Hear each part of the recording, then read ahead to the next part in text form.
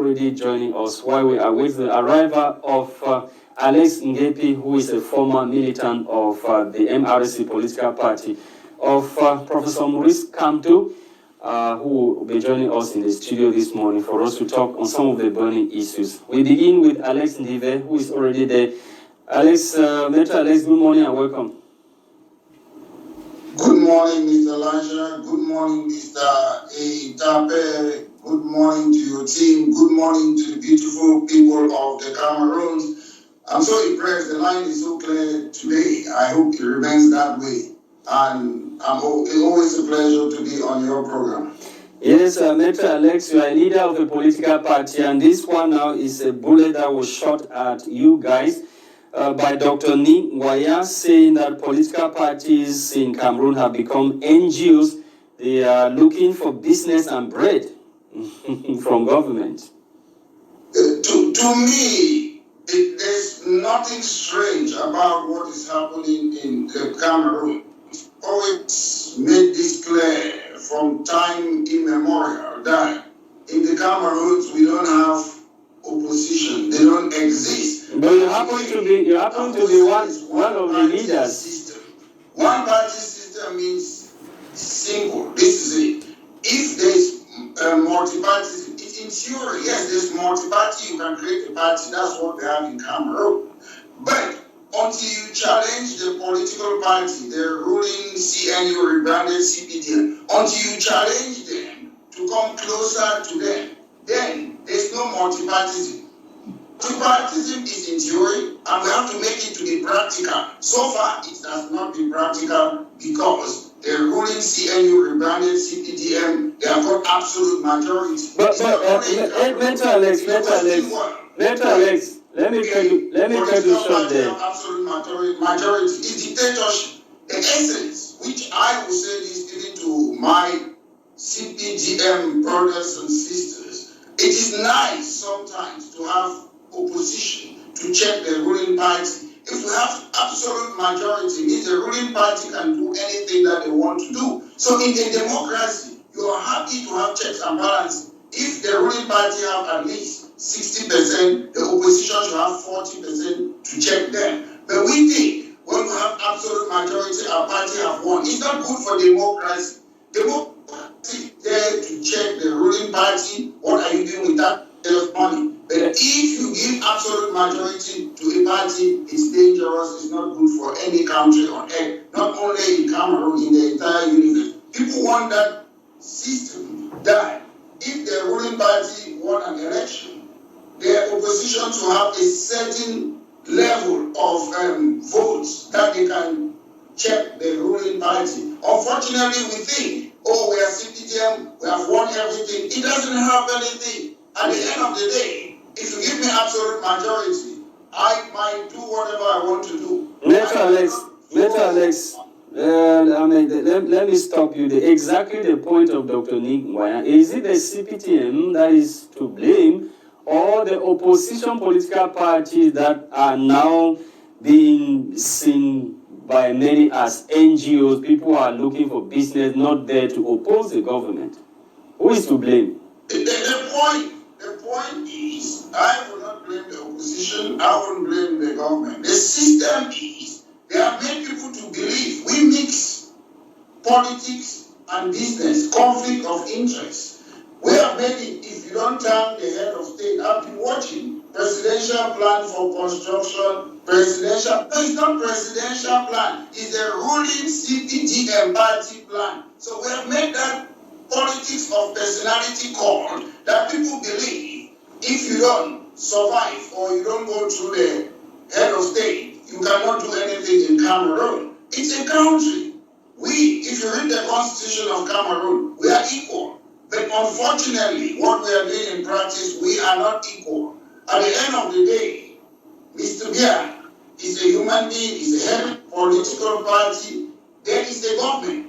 I don't like to see headlines saying presidential plan for reform. No, it's the ruling CPDM political party plan for reconstruction. It's not presidential plan. So we have made our country to think that you have to bow down to Mr. Bia in order to survive. However, President Ahijo was there, he's not there today. One day Mr. Bia will not be there too. So we should stop these things. It's the people, us, people. They keep on pretending, and Mr. Bia is not a fool. When you come and praise Mr. Bia that you have never seen, you have never touched Mr. Bia's hand. Mr. Bia laughs at you because he knows that you are begging, you want a favor. That's why you're singing his praises. Because there is no need for people who don't know Mr. Bia keep on singing "We thank the head of state." You don't thank your mother, you don't thank your wife or family. You thank Mr. Bia that you have never seen. Mr. Bia is not a fool.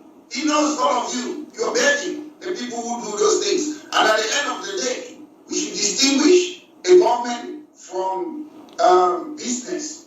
In Cameroon, in Africa, not only in Cameroon, we mix business with politics on how to govern a country. We should distinguish that. We should love a country. We should love our country. I understand you say Dr. Ningwanyam said a military ruler whatsoever. Mr. Bia is a military ruler. He's head of state. He's number one military man, number one sportsman. So we don't need another military because Mr. Bia is already a military. Military doesn't mean putting on a uniform. He is number one. He's controlling the armed force. He is a military ruler. Okay. Metro, let's talk about the appointment of 30 more senators. We're talking about 70 already elected and all from the ruling CPDM political party. What is your piece of advice? I know President Paul Biya is watching you at this time. What is your own piece of advice to President Paul Biya when it comes to the appointment of these remaining 30 senators? We were talking about check and balances, that it is necessary for the ruling CPDM party to allow maybe a 40% opposition to check what they are doing, their actions. What will you tell President Paul Biya? Mr. Lasha, if you read Article 20 to 24 of the Constitution of Cameroon and you see senators, so what are they appointed for? What are their duties? What are their functions? What are their functions? How do they help the common man in Cameroon? How do they help? And look at their duty. It doesn't help. It doesn't give you water or electricity. It doesn't give you good road. It doesn't give you good hospital. So at the end of the day, it's just an appointment to employ you to gain employment. I listened to what the head of the Constitutional Council said, that the election was peaceful, transparent, legal.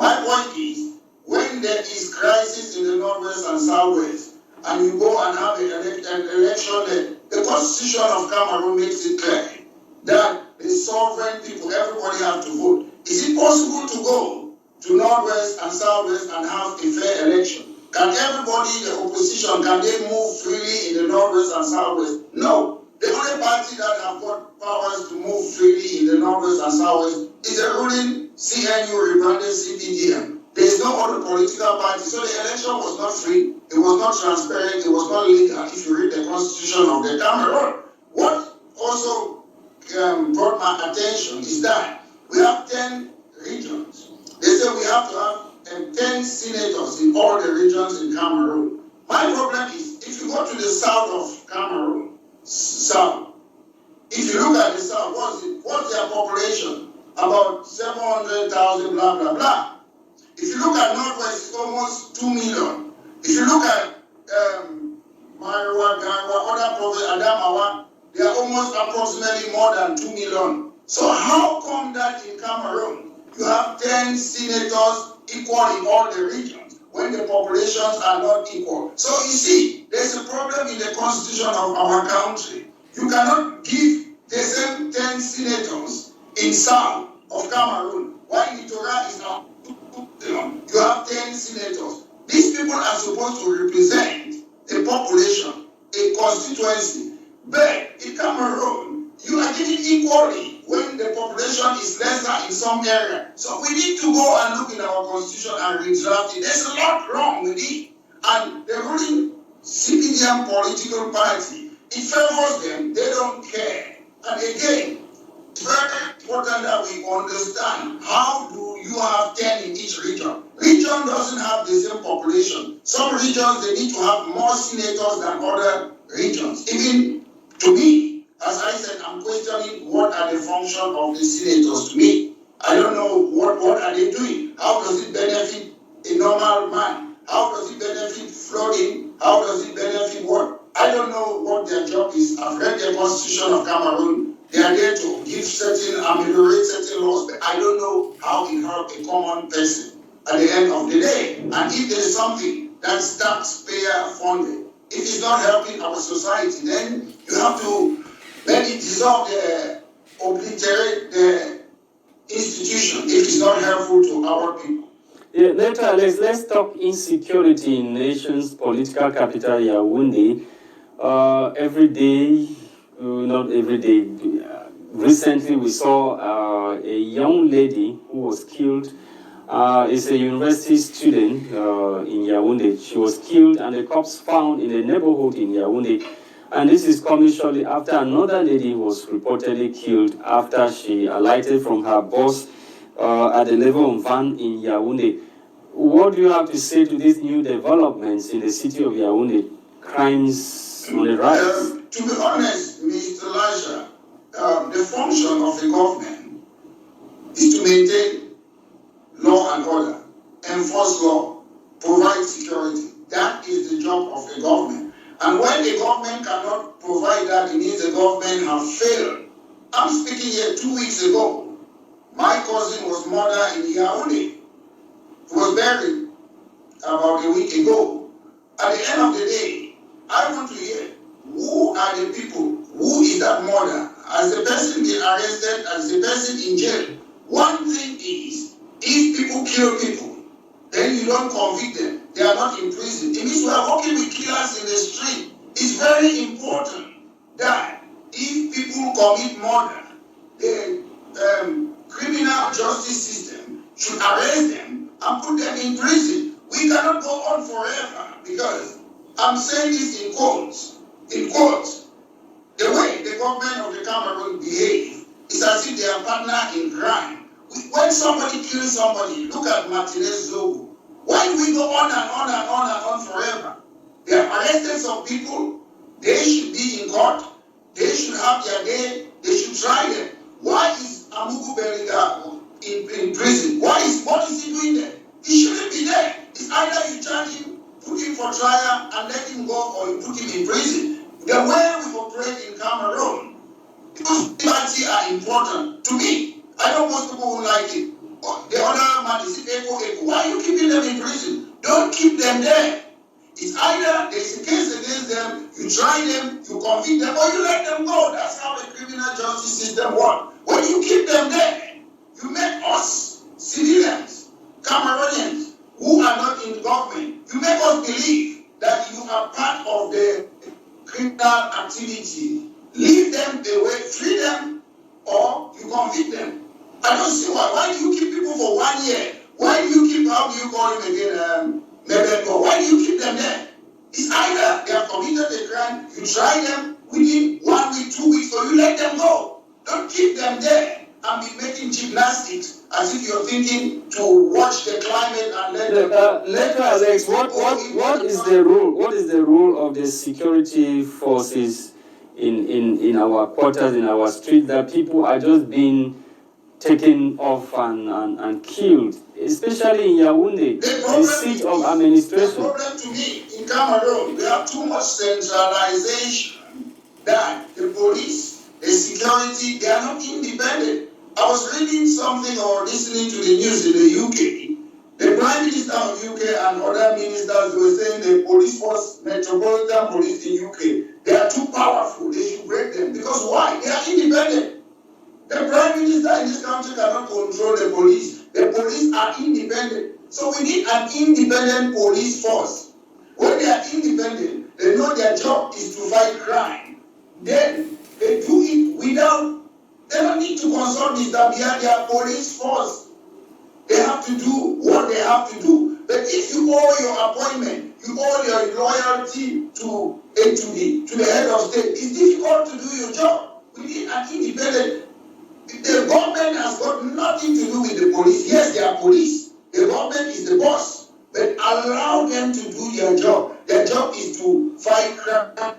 Unfortunately, Echo and other people, They are part of the government. So when they commit a crime now, the government believe is going to implicate other members of government. But unfortunately, Mr. Lasha, at the end of the day, the government know what's going on. The government is it Senate they call it, is part of the government. Government is not just Mr. Bia. The National Assembly, the ministers, the Secret Service, the police, they are part of the government. And if people go and kill people in the street, the government cannot try itself. That's the problem we are facing. Because if you try yourself, maybe there will be a lot will come out from what sacred, what is going on. We have difficulty in trying people because they are part. ECO is part of the government. Government doesn't mean that, yeah.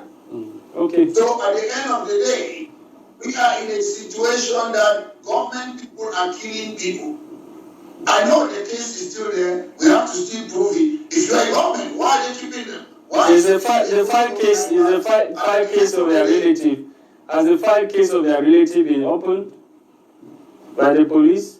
Say it again. The relative that was killed in Yaoundé, I mean your relative, the lady that was killed. My point is the process of crime. Because we have a criminal justice system. We have Mr. Laurent who is Minister of Justice. If you ask me for the last 30 years, I don't know what he's doing. A lot of reform that we need in our criminal justice system. If somebody has committed a crime, put the person behind bars. Don't keep the person there, waste the person time for time immemorial. Our liberty is very important. And walk the street freely is very important. So you don't put people behind bars, taking their liberty for nothing. Because at the end of the day, if you put people illegally behind bars, you have to compensate them if they are free one day. D'accord. Maître Alex Boulet, bonjour. Un mot sur l'affaire. Voilà, un mot sur l'affaire Martinez-Zogo. Selon les dernières informations, les avocats d'Amougou Belinga exigent une autopsie légale. Quelle est votre opinion par rapport à cette actualité? The word autopsy legal in every country, including Cameroon, when somebody is murdered, you have to investigate it. You have to, there's something we call death certificate. They have to put the cause of crime there. So I'm surprised that we are talking about autopsy legal. It is natural in every country, including Cameroon. But Mr. Alex, let me stop you there. You're talking about autopsy that is legal in other countries, including Cameroon. But the problem we have in Cameroon is securing the crime scene. When crimes happen, people just get into the crime scene. How do you get an autopsy that would not implicate people who are not the real criminals? The point is, at the end of the day, autopsy is forget the crime scene. I will come there. Mr. Martinez Zogo have been murdered. You can have an autopsy, the cause of death. You can have that. It's very important. Then again, crime scene is important because sometimes you need to have certain forensic evidence. But at the end of the day, for the case of Mr. Martinez Zogo, we don't really need that. He has been murdered. He was murdered in a certain, I don't know whether you remember a crime or how do you call it. He was murdered there.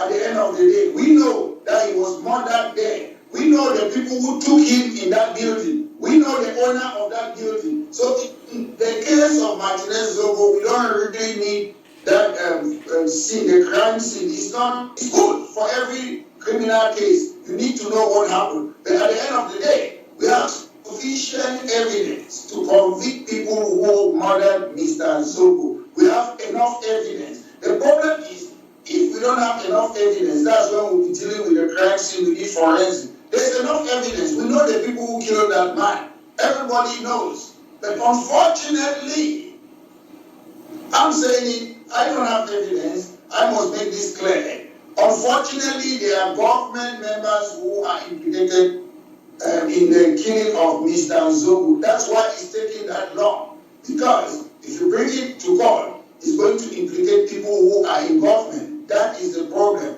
And again, the crime scene is very important in everything. You have to secure it normally in everything. But particularly in the case of Martinez Zogo, we have enough evidence. So we don't really need that. And again, anybody, any person who passed away in Cameroon legally, the death certificate, they have to write it that this person died of what? Natural causes or what? It is there on the death certificate. So what is on the death certificate of Martinez Zogo? It is very important. It's not about the lawyer asking for legal autopsy. Normally, the laws of Cameroon allow you, when you're passed away, there should be a death certificate, and the cause of your death should be in that death certificate. I don't know how many people have seen the death certificate of Martinez Zogo. Because death certificate, marriage certificate is something that is open to the public. Okay. Let's we end with this last headline in Cameroon Insider newspaper, talking about Parliament Bureau today to elect a new bureau. Today Parliament meets today to elect a new bureau, and the paper is questioning. Some of the newspapers are questioning if Marseille Nyat will be appointed again by President Paul Biya, if Kavayege will still be the House Speaker for Lower House of Parliament. That's the question many newspapers are asking this morning. Mr. Lasha, I'm on your program to answer questions, but let me ask a question. Whether it's Kavaye or it's Mr. Lasha, what change does it make? Does it change anything? It doesn't. Whether you're the next speaker, Mr. Lasha, does it change anything in Cameroon? Doesn't change anything. What are the functions of the parliamentarian? Do they have anything? For 6 years, we have had this problem, the Anglophone problem fighting. Has the parliamentarians ever debated in parliament? No. So what is the function? What are they doing there? It's just creating job for your friends. It's just about nepotism. It doesn't matter who is there, whether Nyak is there, Kabaye is there, it doesn't matter. Look at Kabaye's career, Vice President of National Assembly, more than 40 years he has been there. What changes does he bring? It's there for his family and his friends. So to me, it's not important. To Cameroonians, it's not important. What Cameroonians need is electricity, it's water, pipe-borne water, it's good road, good hospital. These people you're talking about, that whether they elect Nyat or Kabaye, when they are sick, they come to the Western world to treat themselves. So how do they help people when they don't trust their own hospital in Cameroon? They don't trust their own hospital. So at the end of the day, do we need a parliament? We don't need it. If the parliament functions the way it functions, better cancel the parliament, let Mr. Biya rule, and we take that money and help the people in our society, rather than putting people there who have got nothing. They are not useful for the public. They are wasting taxpayers' money. In Cameroon, if you don't have a Senate, you don't have a parliament, it's not going to make any difference, because they are not there for the people. They don't work for the people. What about the laws? What about the laws that they vote?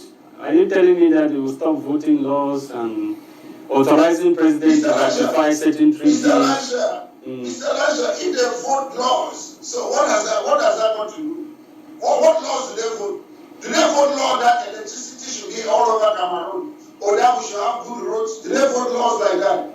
Or that? What laws do they vote? Law doesn't mean anything. Laws are made by men. And at the end of the day, there are good laws and there are bad laws. I want to tell you, name me, Mr. Lasha, I want to know one law that benefits the people of the Cameroons. I don't know any law that they have ever voted since I was born in that country. So, making law, what laws? Laws on how to arrest people, to keep Mebengo,